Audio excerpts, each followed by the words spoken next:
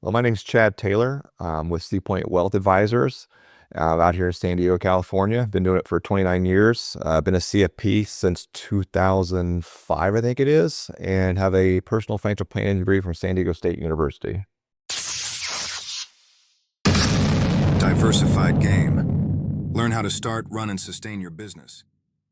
Hey, it's Kellen, and today on Diversified Game, I got Chad Taylor, and he is a CFP. So when we're talking about money right now, this is not somebody who just decided to, hey, I'm going to do an interview, going to come online and give you my best, opinion. No, his has actually been tested, and that's like the hardest test that you can pass. So we're going to let Chad give us the game on where we are as not just personally how he got there, but even as a country, and he can give us some tips, and you guys can go reach out and see his links in the description when you want professional help. Chad, thank you for coming on. I'd love to start with just kind of your journey. I know to you, you've said it 100 times and you've lived it for the last 20 years, and your 4 kids and wife have heard it all. But if you could just let people know where you started on your journey and why you decided to do this, because this is not the sexy stuff. This isn't like the other Chad Taylor who's playing the guitar, who, might kill you in the SEO algorithm. So give us the game, please. Yeah, I think that guy was he was a juggler with flaming bowling balls or something like that. But yeah, I know who you're talking about. I've seen him on the search engine several times. So, I've been doing this. I've been in the financial planning business since 1997. Really, 1998 is when I got my license with Merrill Lynch in Dallas, Texas.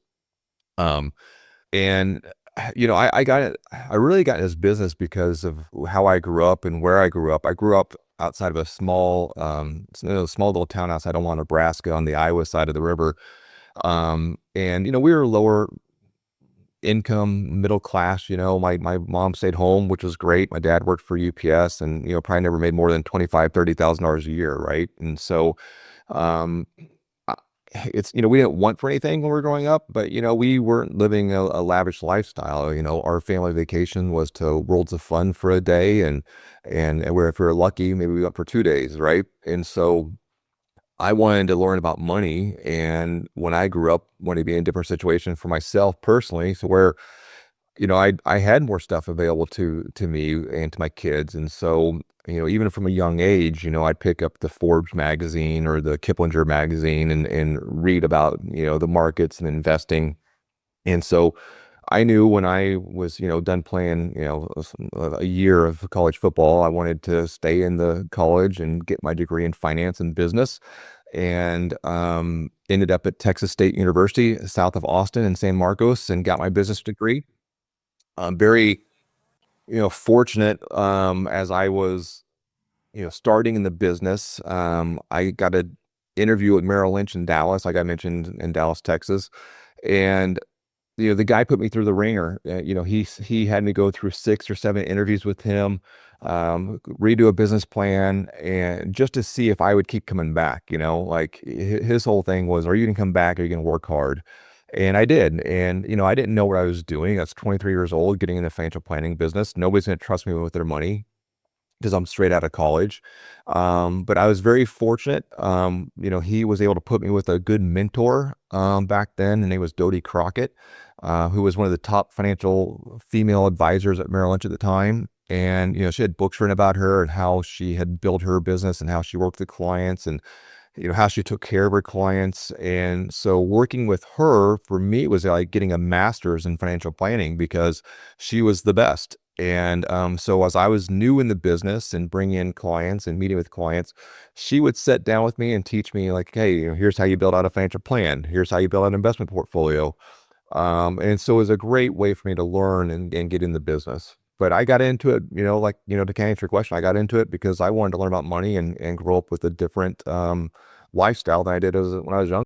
You've tried it your way, but you're still in debt. Or maybe you're doing okay, but want to invest smarter, grow faster. MillionaireX.ai gives you real step-by-step strategies to ditch debt or stack wealth. Stop dreaming and start planning. Visit MillionaireX.ai today.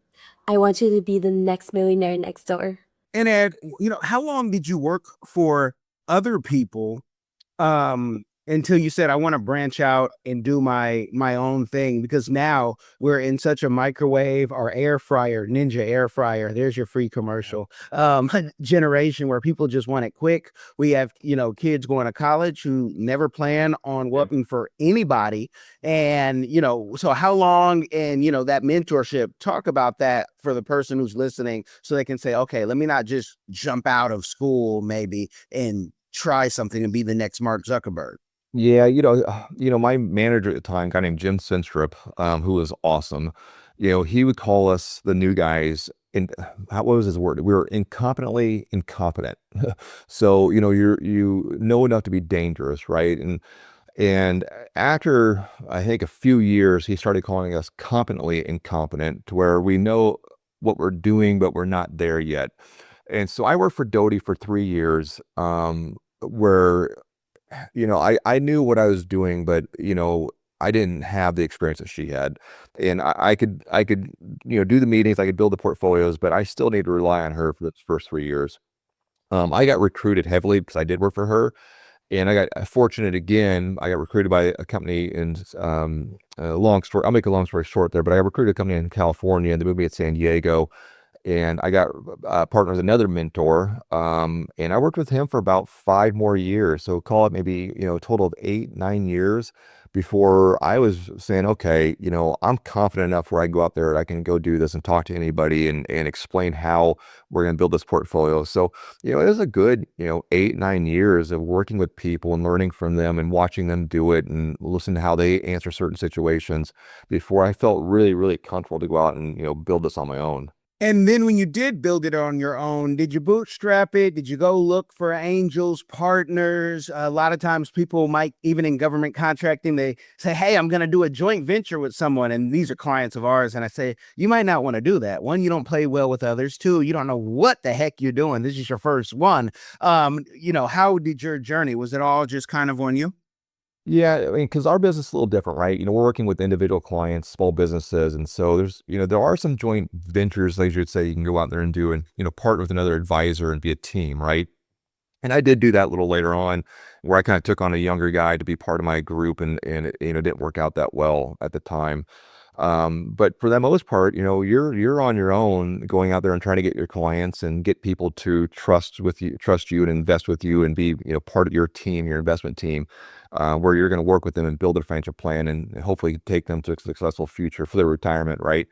And so, after I was kind of done with that group of kind of being, the mentee, I was really on my own. And, it doesn't mean I shouldn't say I'm on my own, because you have resources, right? We have, attorneys we work with, and we have estate planning attorneys, we have CPAs. And so we have resources to go to for complicated situations. But for the most part, when I wanted to be my own advisor, my own, financial planning firm, even back when I was in the, back in the, UBS days, it's really, you're on your own. You're out there doing it yourself, you're getting your clients, you're going out and trying to find new clients. So yeah, I'd say most of the part, when after that I was on my own and building the business. Okay. And now that we got all that out the way, can you let the people know what, before we get into how you can make everybody a billionaire or the first world's trillionaire with AI, right? Let the people know what is like the number one mistake, because you deal with high earners, people who already have their stuff together, defined benefit plans. They might already be there. You might get them into that type of stuff. What's the number one mistake that you're seeing people who know how to deal with money or have some money? What are they doing that you could say, oh, this again, I wish I could teach this in, elementary school, so you wouldn't be here now? Yeah, there's a few things actually. The first one's fear and greed, right? We get short-term noise, right? Like we're dealing with this with the Iran war, right? The market's selling off, the market corrected 10%, and we make long-term decisions with our investments based on short-term noise. And that never really works out well. You got to just ignore what's going on in the markets and stick to a plan and follow your game plan. Doesn't mean you don't make changes or do little things here and there. But when people get scared and they pull the money out of the market because we just dropped 10% and then they miss the rally coming back, you'll never ever be successful as an investor that way. That's probably the biggest one. The other one, it's failure to plan. You don't have a good game plan in place to figure out what your end game is, right? And so you're making decisions based off of, today, when you don't really have a game plan to get where you want to go. And the other one I think is, people get too tied up on the investments. It's like, okay, what is the investment we're doing? In reality, people rarely fail because they pick the wrong investment. They fail because they don't have the game plan.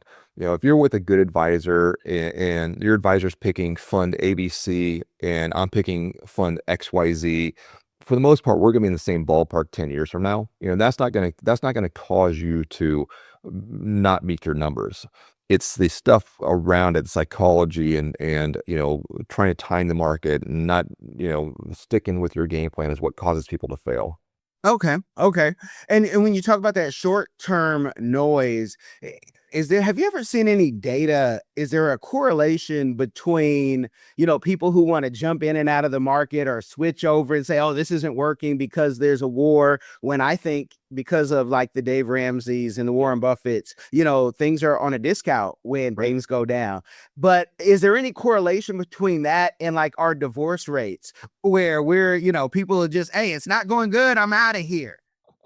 I don't know about that one. I mean, I do know, fortunately, knock on wood, I don't have a lot of clients that have been divorced, but, a lot of that is, an argument about money, right? But I don't think that's coming from, trying to time the market being in and out. I think that's, more of just, spending issues and anything else, lifestyle creep, that hits people as they start making more money and, the wife's spending more, the husband's spending more because their income's gone up. I think more with like the timing in and out is there's a ton of data out there that talks about trying to time the market just doesn't work, right? Because you got to time it right twice. You got to time it right on the getting out of the market. You got to time it right getting back into the market. And it's very, very hard to do both things. If I go back to, 2008, 2009, which is, hopefully one of the worst markets we'll ever go through in our lifetime. I think of one client that I had, and I don't know, if you were investing back then, but it was a very, very scary time. I mean, markets were dropping. You didn't know what was going to happen. Banks were failing. All the big banks were failing. And I had one client in December of 2008. He, called me. I was like, look, I know we got a game plan. I know what we're doing, but I just can't take this anymore. We're down 40% on the market. Bonds were down. I don't remember what bonds were down, 10, 15%. And I just don't want to lose anymore. Let's just reduce my risk. Okay. And he was right, because the market dropped in December to March of 2009, about another 25, 30%. We're down, I think at the lowest point, down 67% on the S&P 500 before we started to recover. So he was right. Okay. He got out in December, market lost another 25, 26%. He didn't get back in though in the market till I think it was like June or July of 2009. So he missed that snap rally that happened from March to June or July, where my clients have stuck to the game plan, made little changes here and there. Even though the market was the worst market we've seen in, at that point, 75 years, most of them got back even within 2.5, 3 years, so they recouped their loss in 2.5, 3 years. That client who took it out in December didn't get back in until June or July. He only took out 30% of his stocks. So he only dropped his stock position by 30%. He didn't get back even until almost 9 years later. So that's a 6 years difference of loss that you have by just being wrong on trying to time the market. And it's an awful thing, you guys, when you guys are trying to piecemeal and say, no, I believe in, whatever it is. And then you want to take your money out. I remember being in undergrad, and this is early 2000s. I graduated in 1999 in high school. And so that gives you, my hairline, I've earned it. Yours is much better. And you're older, but I remember going to a wealth investor and I wanted to get into XM radio, and him telling me you shouldn't do that because, one, you don't have any real money. But you couldn't tell me that. I had a stack of money. I had my business, and he's like, you don't want to put all that. I have clients who could blow that money, and this is before they merged. So I didn't put as much in, but I put enough in, and I just did it myself. But I don't try to time the market down. I am from Oakland, California. I'm a Raider fan. We're going to fumble in the third quarter a few times. So it's like, no, let me go with what, the OGs are saying. But with that, why do you think people are smarter than they think they are, and they could even beat your predictions or what you've done for, hundreds, if not thousands of people in 20 years, and they think they have a better way because they can maybe spell Bitcoin? Yeah, well, I think a lot of it comes down to just, greed, right? We see the hot, shiny object and we get what we look at like past returns and we project them out to future returns, right? So one of the things I deal with all the time is, we'll look at a hot stock that's, like a SanDisk or a Micron that's, up like 200% in the last year. And what do I get calls for? It's like, hey, should we add any SanDisk or Micron or Nvidia when, it's already moved up, right? And so they can be right once and it could continue to go up, but they started trying to buy the stocks that have already moved. And it in their mind is like, okay, it's going to move another 200%, or it's going to keep going up.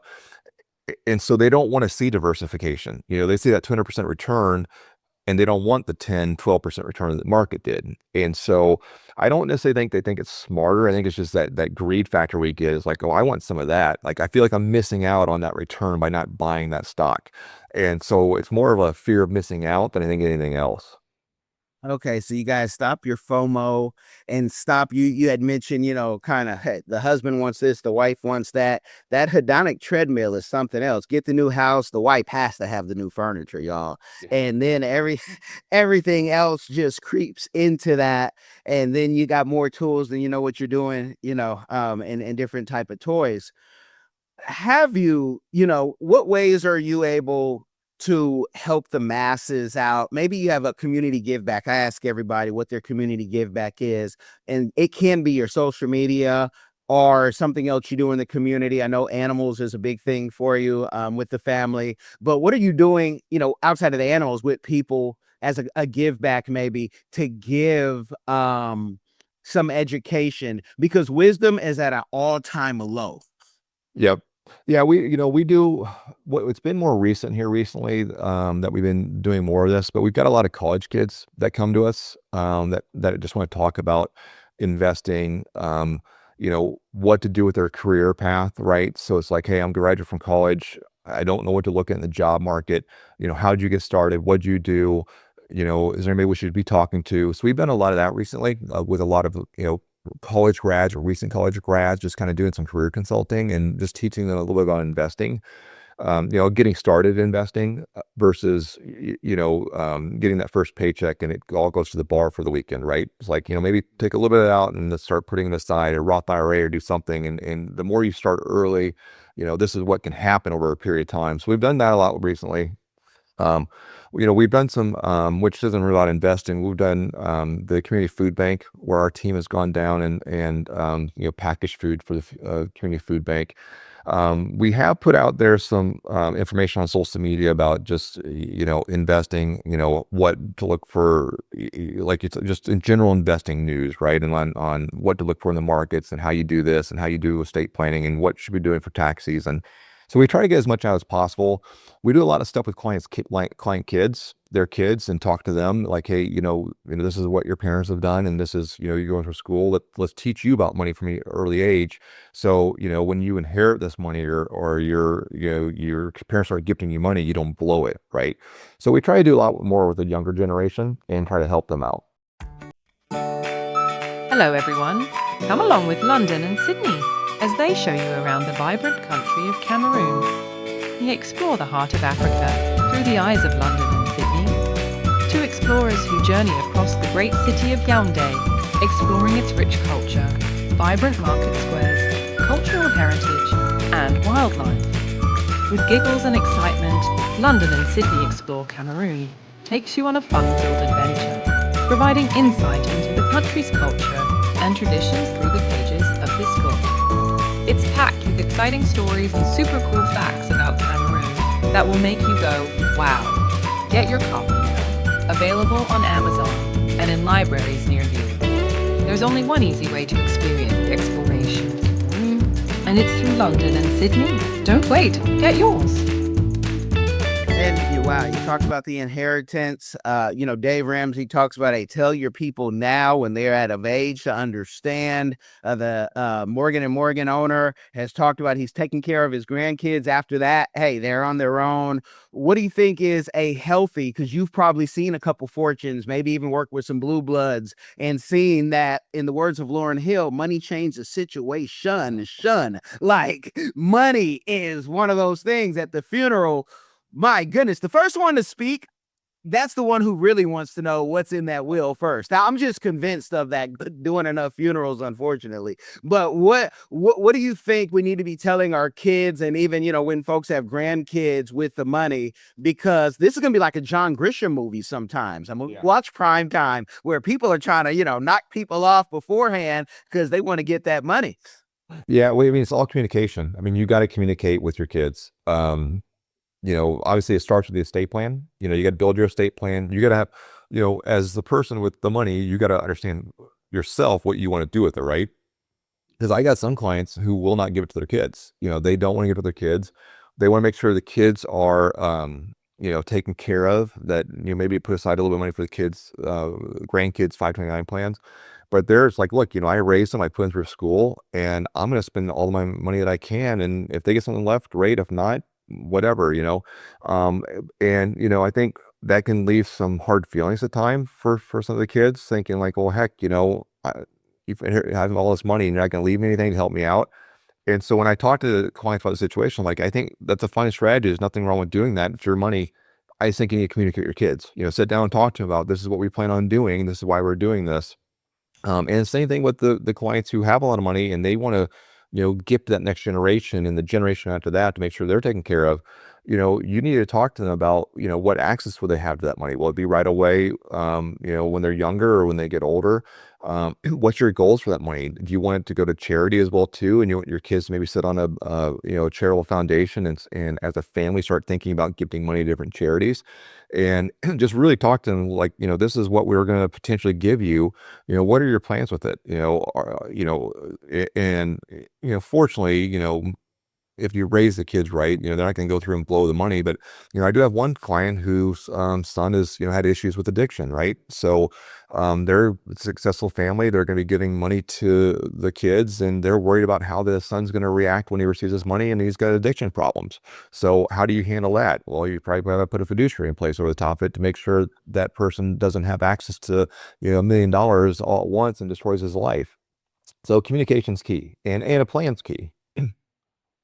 Definitely. I'm actually doing a second master's right now, and it's in MSW because I like to be a licensed therapist. Because I said I'm tired of dealing with clients who they have more money than they need. They don't know what to do with it, but the real issue is in the mind, and a lot of times it starts from childhood and what they have gone through that. And so I said, I used to do counseling many moons ago, drug counseling and all type of psych ward. And so I said, let me get the best information. But I could definitely see myself helping with that, because money doesn't move me. There's almost so much that I want. And if I get too much, I told my wife, I'm gonna buy this whole block. We're all gonna have the Michael Jackson dimple. We're all gonna. I'm just gonna go off the rails, and it's just gonna be a different thing. So money doesn't move me in that way, and the reason why I can say no to a lot of deals. But what do you think about as Bill Perkins would say, dying with zero in his book?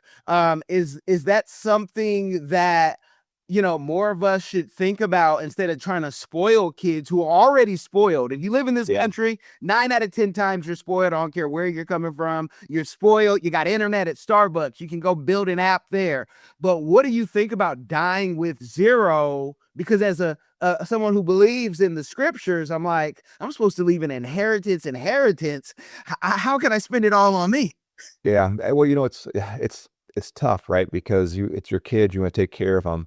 But, I look at, my situation where, I grew up, wanting, right? And so I worked hard to build my business, my career. And, I remember going to college after I lost, I was done playing sports. I didn't have my football scholarship anymore.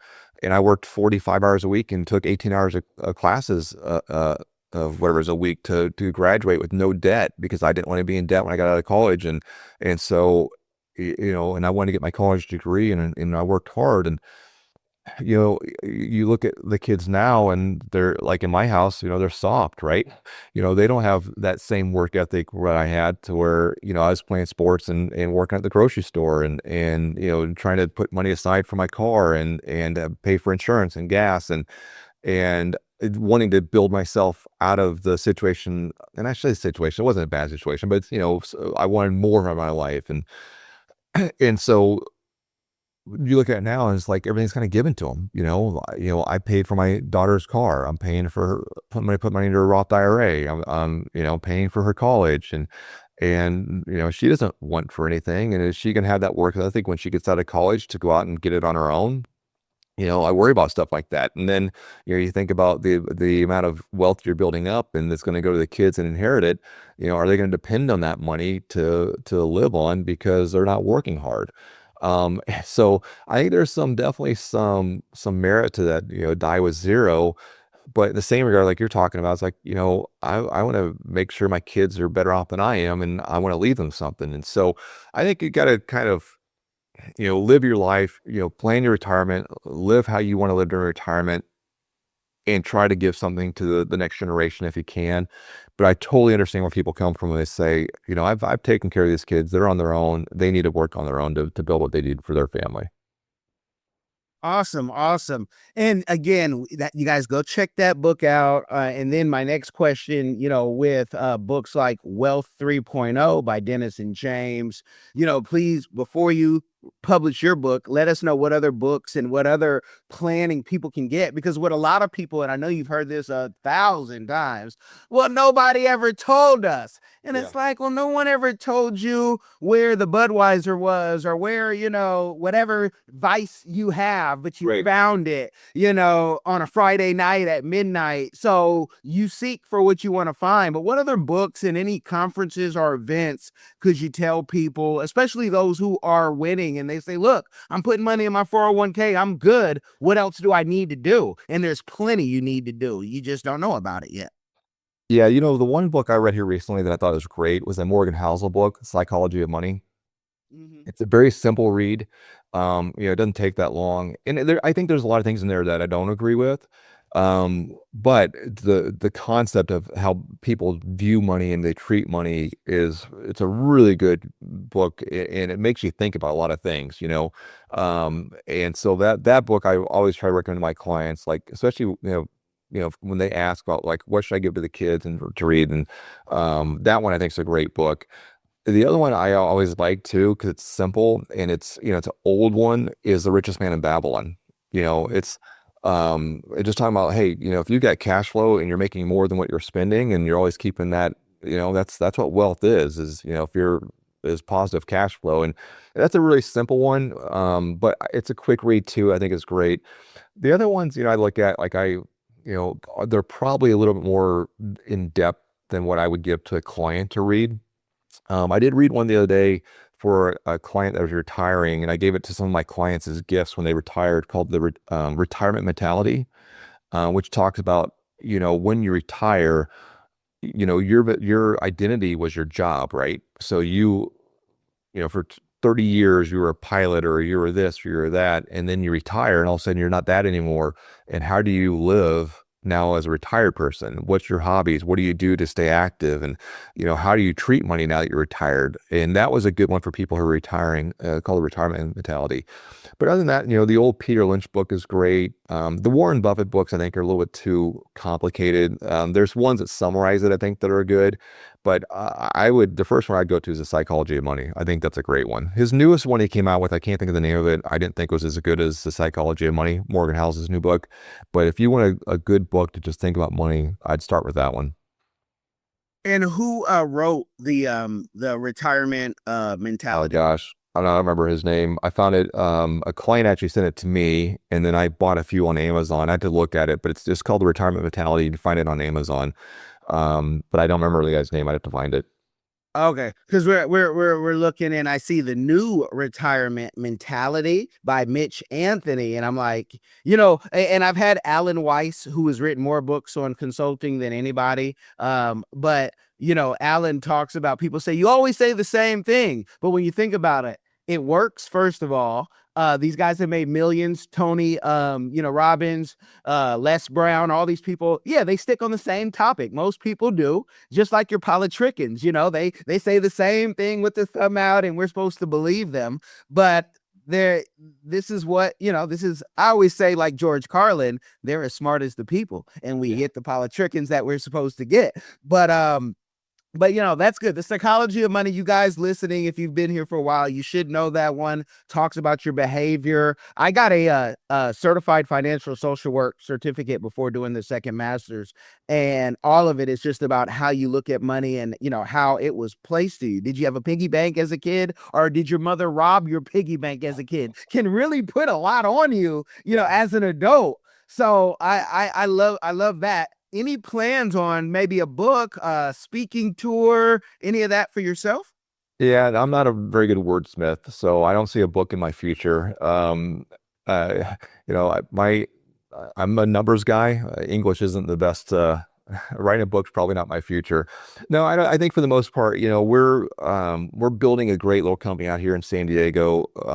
We've got, when I started Seapoint Wealth 5 years ago, it's myself and my assistant, just the two of us, and we've now grown to 7 advisors and 2 staff. And I think this summer we'll probably be adding at least 3 more advisors and a couple more staff. So, that's kind of keeping me busy at this point. Is growing the business and bringing on new clients and making sure we're taking care of our people. So probably don't see any books or speaking tours in my future. Well, now that everybody's a vibe coder in the apps and vibe writers, even in their books, some of it good, some of it okay. Do not despise the AI helping you, because your book, to be able to stay married, have kids, that's a great thing in itself. And a lot of people are like, well, how do you and your wife work together? I say, oh man, if you stay here long enough, you're going to hear an argument or a discussion, as we call it. If you stay here long enough, I'm going to do something. I'm going to take extreme ownership like Jocko wrote. It's all on me. I am the one, but she knew what she was marrying, and that she was marrying part-time crazy. So there's a book even in just that. Just to throw it out there, because you don't have to be a wordsmith anymore, but everybody has at least one story to leave their family and say, this is who we were, or a movie, just filter yourself all day. Right. Yeah. I know you are actually pro Bitcoin. I'm more of I like Bitcoin mining. Back in the day when we were told, hey, are you guys criminals? Like, what are you guys doing on that computer? So I don't know anything about buying a cryptocurrency, and I'm from the school of Arthur Hayes, where I'll get out of this country and let everything go. And say crypto, what's that? But what do you think about crypto right now? Because people say, oh, it's going to change money forever. And they don't even know, like, they can not even spell crypto, right? Yeah. Oh, go ahead. Sorry. Oh, no, go ahead. No, go ahead. Yeah. So I wouldn't say I'm pro crypto. I think it's interesting. It's one of those things I just don't understand how to value it. And so I've got some friends that are, into crypto. They love crypto. They think it's, like you said, changing the way we see money and do transactions. My problem with crypto is when I look at a stock, there's earnings to it, right? So I can look at the earnings and look at the current price, and I can project out whether it's cheap or expensive. With crypto, there's no earnings, and it's all about what you want to pay for it versus what I want to pay for it. And so I don't know if it should be worth, $50,000 a coin or $250,000 a coin, because there's no earnings, just demand. And so I've got clients that ask about it a lot. I tell them it's like, it's one of those things where it's an interesting concept. It's a way to kind of subvert the banking system and send money without, transactions. But I don't know how to value the price of crypto. And so, and you can't use it as cash, because it's supposed to replace the dollar, right? But you can have a currency that when you walk out the door, you can buy a car with that coin. And by the time you get to the dealership, you can buy half a car or 2 cars, right? So the price is fluctuating so much. I had an economist I work with who was telling a story about Bitcoin, because everybody asked him the same question.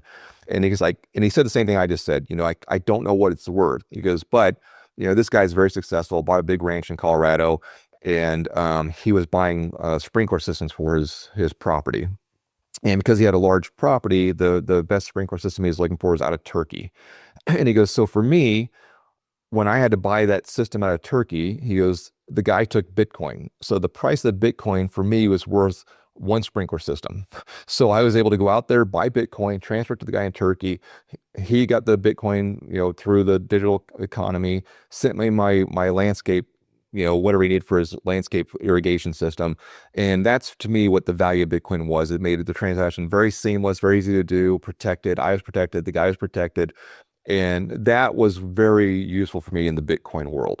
He goes, but when I look at the price and what it's worth, he goes, I don't know how to value it. And I know people talk about the fact that, it's a hedge against inflation. Well, when we had inflation, Bitcoin didn't really go up.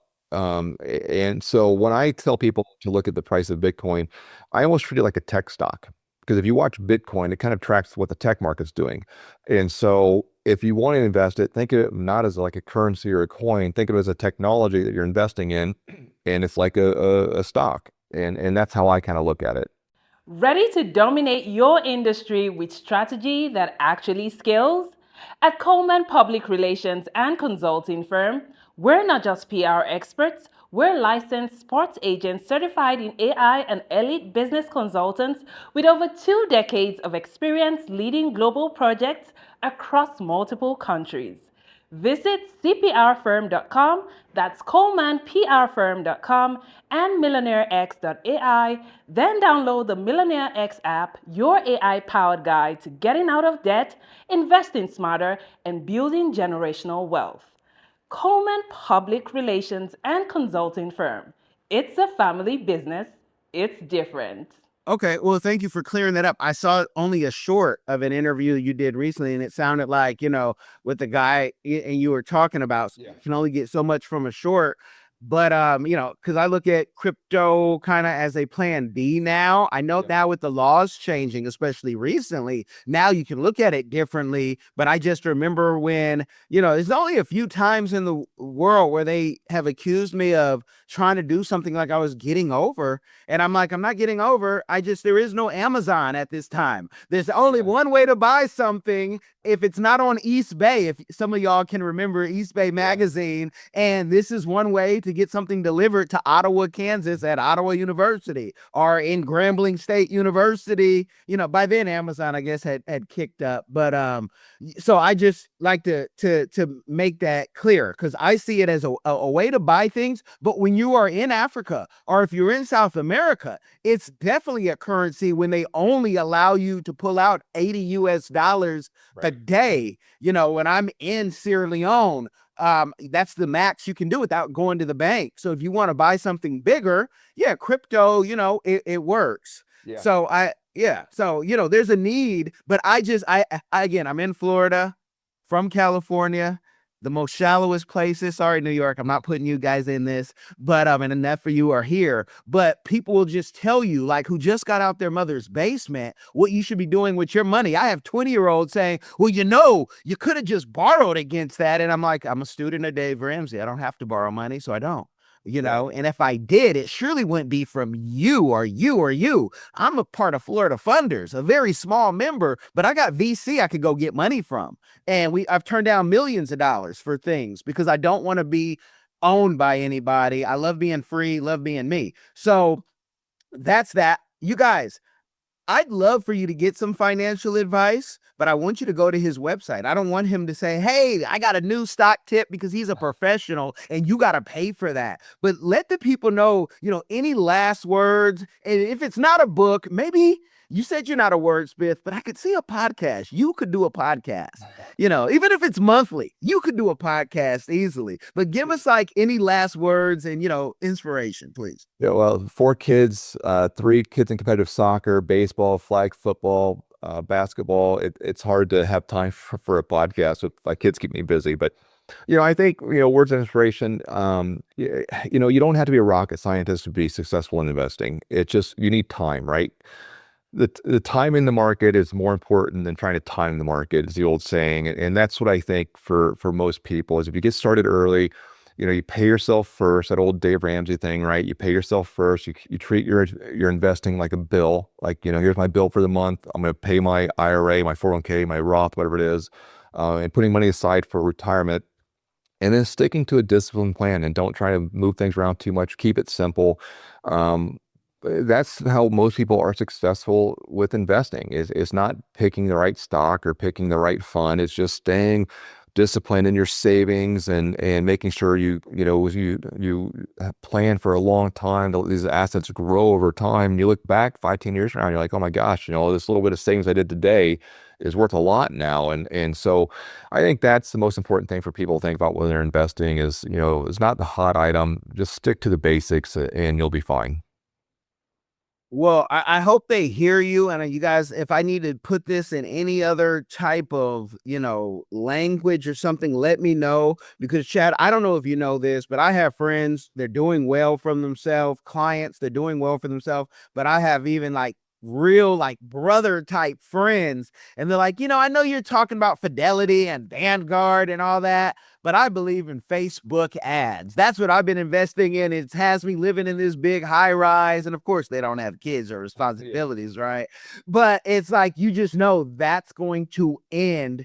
And I look at this like the crack epidemic in the 80s. If you don't fix this now, it's going to spread. And now we see fentanyl in every type of neighborhood. And, we have to worry about, will it be in our food because of who's packaging the food or who's cooking the food? So it's really, if we're going to stay a country and not blow up, we got to take care of the least of these people. That's why we do conversations like these. That's why we're going to try to, pressure Chad. We hope he stays up night and says, you know what? I got to write. I got to write. I got to write like I'm running out of time, like Hamilton, right? I just thank you. I thank you for that time.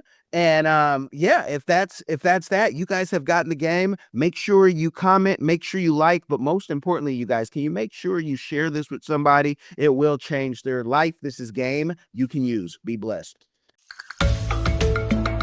Are you tired of the rat race in America? Are you ready to visit the motherland to relax and rejuvenate? Are you ready to explore all that Africa has to offer? Then check out the brand new Diversified Game Academy course, Prepare for My First Trip to Africa. Are you worried about being able to afford the trip? We got you. We will show you how to travel either on a budget or as a baller. Learn how to stress the value of the USD. Did you know that 100 United States dollars is worth over 1,000 South African rand, or 10,000 Kenyan shillings, or 54,250 West African CFA? Are you worried about taking your kids? Get the game from Kellen Cash, a bona fide world traveler, having traveled to almost 20 countries, several of those in Africa. Get the game on taking your kids on their first trips. Learn how to find the best tickets, get the visas, and plan your own adventures in Africa. Don't let Eddie Murphy have all the fun. Plan your own coming to Africa trip starring you, produced by you, and featuring you. If you are ready for a life-changing experience, sign up for our course today, Diversified Game Academy. Get prepared and purchase at diversifiedgame.com.